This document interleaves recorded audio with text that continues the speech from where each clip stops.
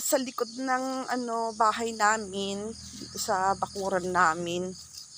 Kailangan na namang maglinis. Kasi dami-dami na naman Ang lalaki na ng damo. Yun yung saging ng mga parents ko. Dito yung sinasabi kong pispan namin noon. Pero wala na ngayon kasi meron na kaming mga bibi. Tignan ninyo, meron na mga yung mga bibi namin, diyan na sila naliligo. Kaya yung mga isda kinakain na rin nila. Kaya wala na, hindi na namin ito nilalagyan. Ginawa na naming swimming pool ng mga pato namin. Mga bibi namin.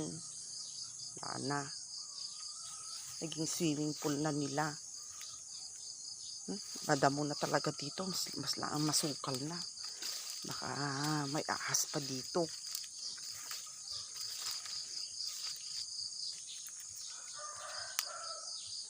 Ito puno ng guyabano ito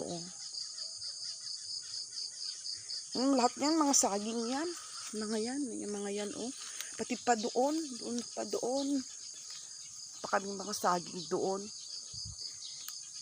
Wala na yung mga lansones namin, nag-gather na lahat.